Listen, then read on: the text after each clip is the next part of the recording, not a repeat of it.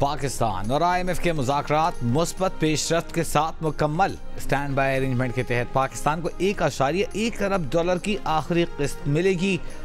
IMF کی جانب سے کل اعلامیہ جاری کیا جائے گا۔ موجودہ پروگرام کی تکمیل کے بعد پاکستان IMF سے 4 سال کے نئے پروگرام کا بھی خواہش مند ہے۔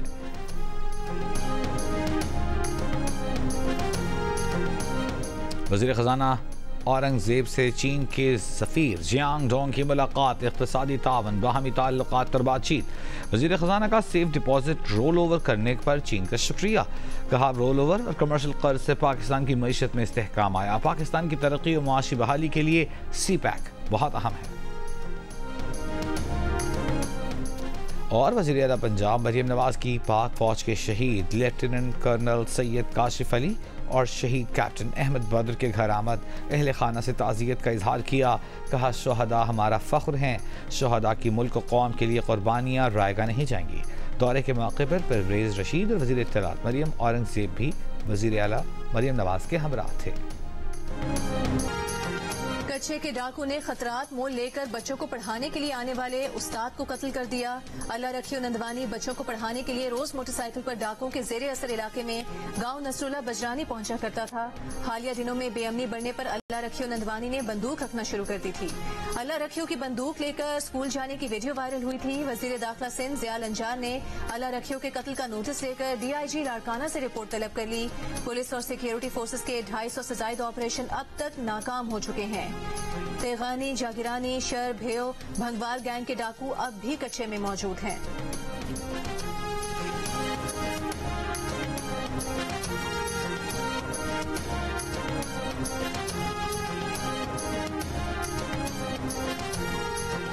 آصف علی زرداری، نواز شریف، یوسف رضا گیلانی اور دیگر کے خلاف توشہ خانہ گاڑیوں کا کیس، نیب نے رپورٹ دینے کے لیے مہلت طلب کر لی۔ نیب پروسیکیوٹر اظہر مقبول نے عدالت کو بتایا کہ نواز شریف کی درخواست پر انہیں شامل تفتیش کر لیا گیا تھا، اب ہمارے تفتیشی افسر دستیاب نہیں۔ عدالت رپورٹ جمع کروانے کے لیے آئندہ سماعت تک کا وقت ہے۔ جج ناصر جاوید رانا نے توشہ خانہ گاڑیوں کے کیس کی سماعت 17 اپریل تک ملتوی کر دی۔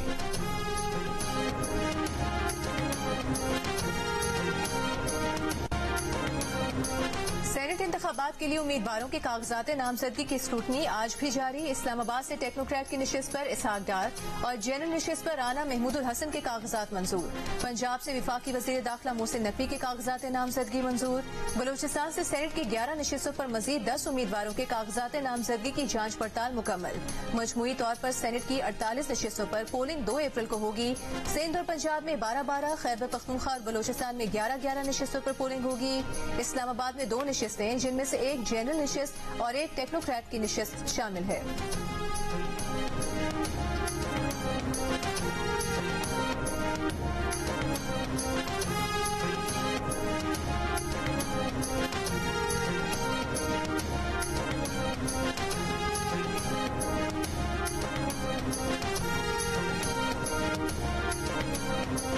MKM کے سینٹ کے امیدوار شبیر قائم خانی نے کہا ہے کہ MKM فیصل وابدہ کو ووٹ دے گی، سینٹ کی 2 نشستیں جیت جائیں گے۔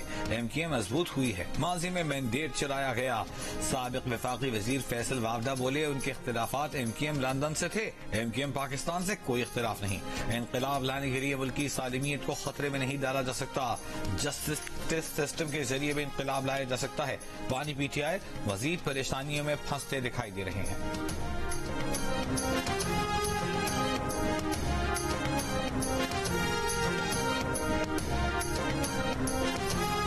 PTI رہنما فیصل جاوید کا کہنا ہے کہ سینٹ میں شفافیت کے لیے خفیہ رائے دہی کا طریقہ کار ختم کیا جائے۔ خیبر پختونخوا میں سینٹ انتخابات بر وقت ہوں گے، براہ راست الیکشن کرایا جائے۔ انہوں نے کہا کہ حکمران اپنے کیسز ختم کرنے میں لگے ہیں، انہیں غریب کی کوئی پرواہ نہیں۔ بانی PTI سے ملاقات کرنے 3 بار گیا لیکن نہیں کرائی گئی۔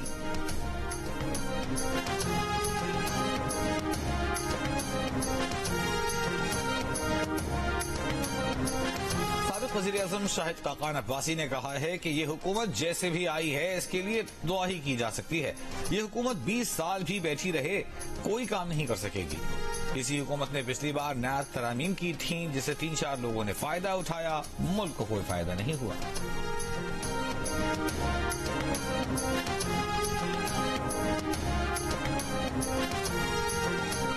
वफाकी वज़ीर दाखिला मोहसिन नकवी ने कहा है कि दुनिया भर में सोशल मीडिया के कवानीन राइज हैं। अगर अमेरिका जैसे मुल्क में टिकटॉक पर पाबंदी लग सकती है तो हमें भी अपने कवानीन पर नजरसानी करनी पड़ेगी।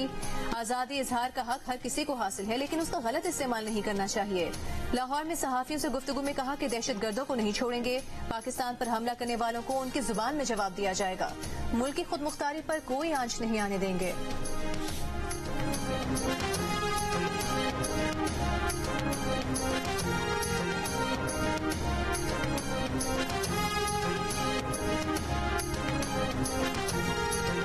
इस्लामाबाद पुलिस के इंसदादे इंतहा पसंदी यूनिट की कार्रवाई। सोशल मीडिया पर मजहबी मुनाफरत फैलाने वाले 462 अकाउंट्स बंद करा दिए। इस्लामाबाद पुलिस के मुताबिक इस्लामाबाद पुलिस ने मनफी सरगर्मियों में मुलव्वस 1522 अकाउंट्स की निशानदेही की। तर्जुमान का कहना है कि इन अकाउंट्स की बंदिश के लिए FIA को खत लिखा गया।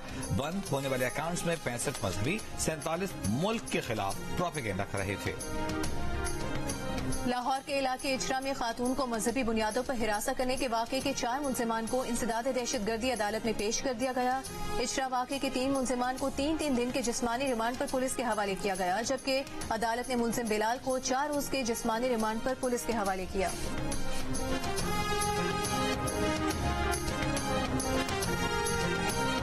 पंजाब हुकूमत के निगहबान रमजान प्रोग्राम के तहत राशन घर घर पहुंचाने का काम। फैसलाबाद में घर घर न पहुंच सका, लोगों को राशन के लिए यूनियन काउंसिल के दफातर तलब कर लिया गया। इस पर खवातीन ने एहतजाज किया और कहा हुकूमत ने राशन घर पहुंचाने का दावा किया था, मगर यूनियन काउंसिल के दफ्तर बुलाकर लाइनों में खड़ा किया जा रहा है। आए रोज यूनियन काउंसिलों के चक्कर लगवाए जा रहे हैं। 9 मई के वाकयात से मुतालिक केस में अदालत में पेश न होने पर वज़ीर आला खैबर पख्तूनख्वा अली अमीन गंडापुर के नाकाबिल जमानत वारंट गिरफ्तारी जारी। रावलपिंडी की इंसदाद दहशतगर्दी अदालत ने 2 अप्रैल को पेश करने का हुक्म दे दिया। वज़ीर आला KP अली अमीन गंडापुर समातों में पेश नहीं हो रहे थे। अदालत ने मुराद सईद, शीरी मजारी, शहबाज गिल, शिबली फराज, कर्नल रिटायर्ड शब्बीर आवान, मुस्तरद जमशेद चीमा और साज जमील अब्बासी के भी नाकाबिल जमानत वारंट जारी किए।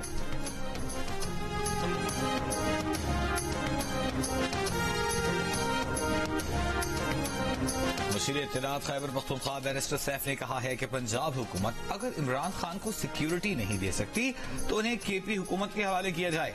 सिक्योरिटी खदशात के बायस पाबंदियों से तमाम कैदियों के लिए मुश्किलात पैदा कर दी गई हैं। पंजाब हुकूमत अपनी नाअहली नालायकी की वजह से लोगों को तकलीफ और ज़ियत में मुब्तला न करे।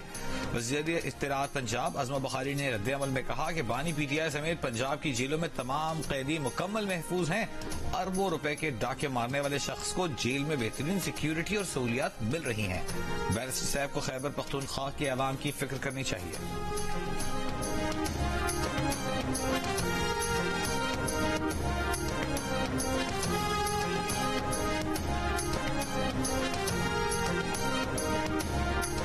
लाहौर की एंटी करप्शन अदालत में पंजाब असेंबली में गैर कानूनी भर्तियों के मुकदमे की समाअत अदालत ने रिमार्क्स दिए कि मुलजिमान की तादाद पूरी न होने पर फर्द जुर्म आयद नहीं कर सकते।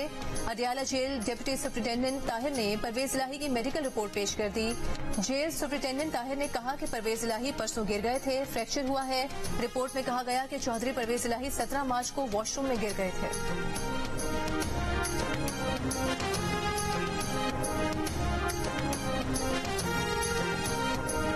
मुस्लिम लीग नून के सेनेटर इरफान सिद्दीकी और तहरीक इंसाफ के सेनेटर हुमायूं मोहम्मद ने कहा है कि आईनी तरमीम के जरिए निगरान हुकूमत के तस्वुर को खत्म कर देना चाहिए।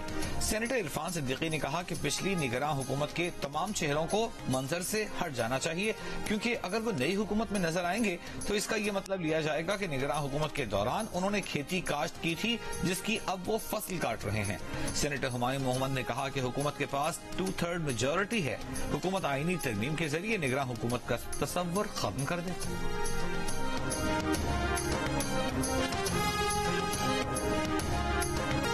कराची के इलाके सईदाबाद से लापता होने वाली 5 लड़कियां नाजिमाबाद से बाजियाब। पुलिस हुक्काम का कहना है कि लड़कियां अपनी मर्जी से घर छोड़कर गई थीं। 5 लड़कियां नाजिमाबाद में कायम धागा फैक्ट्री में काम कर रही थीं। लड़कियों का कहना है कि घर वालों के खराब रवैये के बायस घर छोड़ने पर मजबूर हुई। लड़कियों को अदालती अहकामात पर दारुल अमान या शेल्टर होम मुंतकिल किया जाएगा। धागा फैक्ट्री के मालिक और ठेकेदार को भी चाइल्ड लेबर एक्ट के तहत गिरफ्तार कर लिया गया।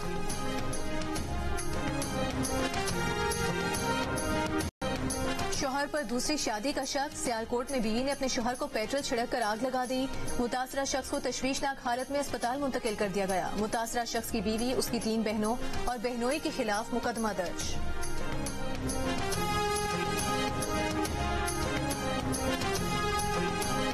پاکستان نے جموں و Kashmir peoples freedom league Jammu و کشمیر پیپلز لیگ کے 4 دھڑوں کو غیر قانونی قرار دینے اور جموں و کشمیر لبریشن فرنٹ پر پابندی مزید 5 سال تک بڑھانے کے بھارتی فیصلے کی مذمت کر دی ہے۔ ترجمان دفتر خارجہ نے کہا ہے کہ جابرانہ ہتھ کنڈے کشمیری عوام کو ان کے ناقابل تنسیق حق خود ارادیت کے حصول کی خواہشات کو دبا نہیں سکتے۔ اختلاف رائے کو چلنے کے لیے بھارتی مہم بین الاقوامی انسانی حقوق اور جمہوری اصولوں کی خلاف ورزی ہے۔ بھارتی حکومت کشمیری جماعتوں پر سے پابندیاں اٹھائے، یاسین ملک سمیت تمام سیاسی قیدیوں کو رہا کیا جائے۔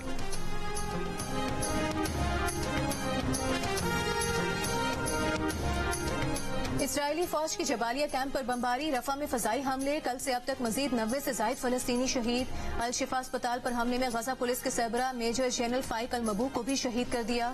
اقوام متحدہ سربراہ کا غزہ میں اسرائیل کے پیدا کردہ قحط کی فوری روک تھام کا مطالبہ۔ امریکی صدر کا اسرائیلی وزیر اعظم سے ایک بار پھر رفح میں زمینی آپریشن پر تحفظات کا اظہار۔ قطر میں غزہ جنگ بندی مذاکرات کا دوبارہ آغاز، اسرائیلی خفیہ ایجنسی موساد سربراہ نے قطری اور مصری حکام سے ملاقات کی۔ قطر کا کہنا ہے کہ تکنیکی بات چیت جاری ہے، رفح میں اسرائیلی آپریشن بات چیت پر منفی اثر ڈالے گا۔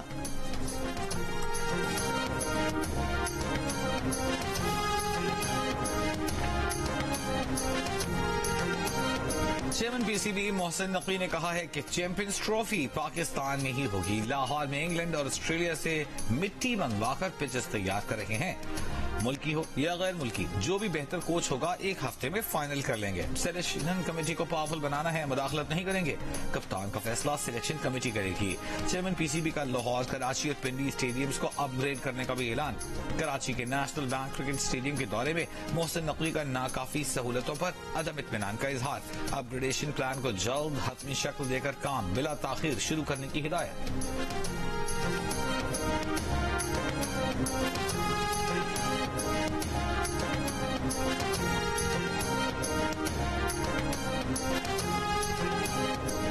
راجستھان کنگز نے لیجنڈز کرکٹ ٹرافی جیت لی، فائنل میں راجستھان کنگز نے این وائی اسٹرائکرز کو 20 رن سے شکست دے دی۔ ہدف 180 رنز کے تعاقب میں این وائی اسٹرائکرز کی ٹیم مقررہ 90 گیندوں پر 6 وکٹس پر 159 رنز بنا سکی۔ ایونٹ کے میچز جیو سپر سے براہ راست نشر کیے گئے۔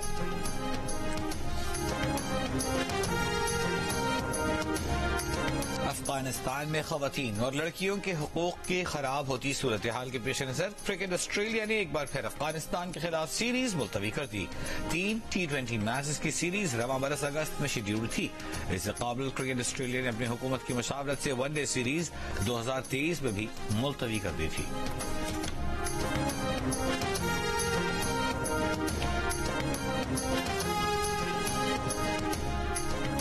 وزیر اعظم شہباز شریف سے javelin throw athlete Arshad Nadeem کی ملاقات، وزیر اعظم نے ارشد ندیم کے لیے 25 لاکھ روپے انعام کا اعلان کیا۔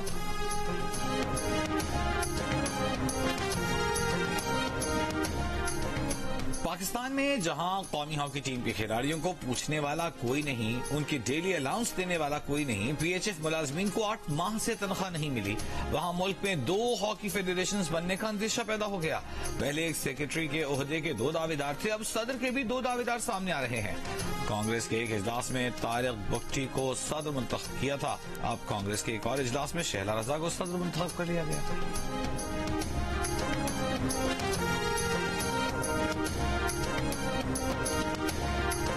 اور شہنشاہ جذبات محمد علی کی مقبولیت آج بھی برقرار، چاہنے والے ان کی 18ویں برسی نہیں بھولے۔